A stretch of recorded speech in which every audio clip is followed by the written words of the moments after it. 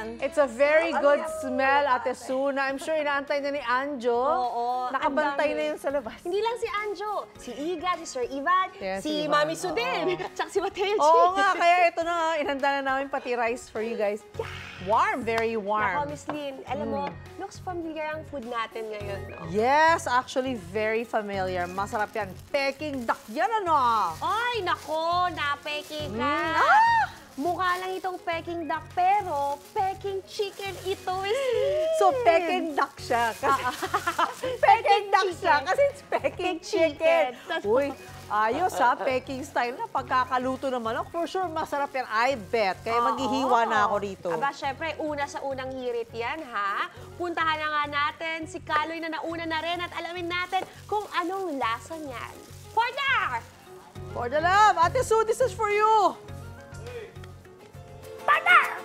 Yes, partner! Ito na nga, kung tag-iisa kayo na manok dyan sa akin, 2 piraso sa akin, 2 buong manok. Ito, hindi na ako magsasawa sa usual fried chicken na kinakain ko dahil kakaiba itong pagluto dito. This is what you call the Peking duck style chicken. Yes, at unang-una yan sa unang hirit na dito pinuntahan natin sa Las Piñas. At kitang-kita nyo naman mukhang mabusisi ang proseso. Tingnan nyo sa likod ko, meron ding mga iba't ibang proseso na dinadaanan para ma-achieve itong Peking duck style chicken.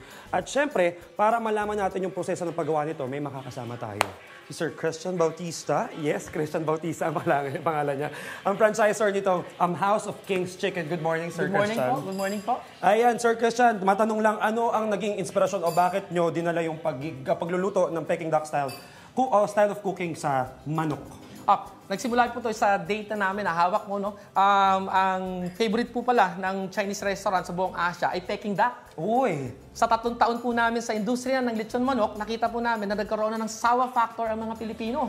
Nag-come up ang House of Kings Chicken na gumawa ng extraordinary chicken po. Ito po yung ating Peking duck style chicken na napaka-affordable para din po sa panibagong panlasa ng mga Pilipino natin. Ayun, kakaibang panlasa pero hindi nalalayo sa gusto ng mga Pinoy, no? Yes. Okay, perfect. Siyempre, hindi namin palalagpasin. Excited na akong matutunan kung paano yung proseso ng paggawa nitong Peking duck style chicken. Ano po ang simula ng proseso? Meron po tayong 5 proseso po ng paggagawa ng Peking duck. Ito po yung ating marination po. Nakikita po natin the usual, ngayon. siyempre. Okay. Minamarinate po natin ang iba't ibang spices natin. Siyempre, yun ang sikreto. Kailangan i-rub down po natin ng maigi para manuot po talaga ang panlasa po ng ating Ano po kaibahan niya ingredients. sa usual lechon manok, yung Peking duck style? Sa lasa, sa matamis, yung asim na mention nyo kanina, no? Mas marami po ang proseso niya. Mas mabusisi po. Ayun, Hindi so, po ganun kadali ang pagluluto ng Peking duck style chicken. May expertise po talagang ginagamit para dito. So, dapat tayo mag-expect ng kakaibang lasa talaga doon Yes sa po, manok. yes Ayun, po. hindi ako magsasawa na tuloy sa mga fried chicken at lechon manok na usual ko Then, kinakain. punta po tayo Next sa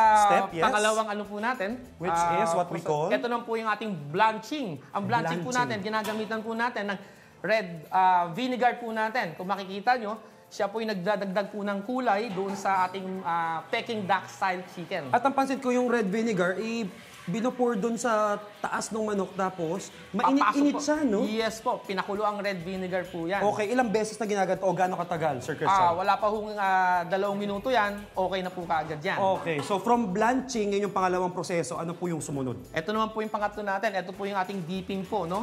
Wait, pagbabating po natin. May yellow no? Yes po, may yellow po yan para makita po natin na mag-firm pa po lalo ang kanyang balat.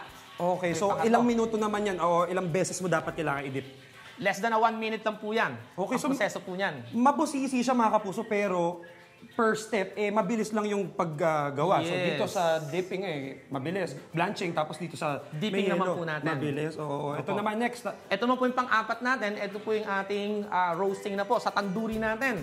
Okay, parang ano to, kakaiba to. So ano pong nangyayari dito aside from roasting? 1 oras po ang proseso ng pagluluto nito. Ito po yung tandoori po natin. Gamit po natin sa temperatura po na 200 po Fahrenheit po niya. Ayan. Okay, so roasting naaabot ng mahigit isang oras po. Okay, so Ayan. nasa pang-apat na proseso na tayo. Ano yung sumunod, Sir Christian? Ito naman po Dito yung tayo. pinakahuli natin. Ano po, no? Ang ating blanching po ng aromatic oil. So hindi siya usual oil lang, sabi mo aromatic oil, Sir Christian. Yes po, aromatic oil po yan. Nakita ko may mga Gamit natin. sibuyas na May mga veggies po na ano po no na Binablanch po natin ang oil niyan. Ayun po ba ang nagpapadagdag sa lasa rin ng Yes at po. saka sa At aroma? mag-firm din po ang kanyang mag-crispy pa po lalo ang kanyang balat. Oh my God, naririnig ko na nga yung tunog ng balat ng manok at mukhang nanunuot siya sa lasa at saka malutong. Siyempre, hindi natin palalagpasin na matikman, Sir Christian. Yun ang pinaka-importante. Yes, At eto na nga yung finished product natin. Titikim tayo ngayon nung final product. Ito ha. Uuna na ako, Sir Christian. Sige po. Okay. Kain tayo, mga kapuso.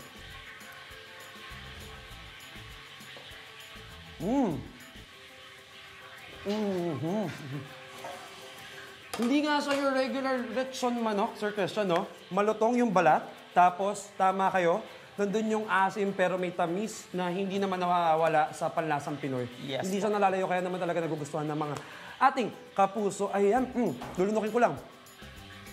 Thank you, Sir Christian, sa pagturo sa amin ng Maraming salamat proseso. po. Welcome po. Ayan, mga kapuso, for other food trip at sa mga kakaiba pang mga food finds, tumutok lang kayo dito sa inyong pambansang morning show kung saan laging una ka.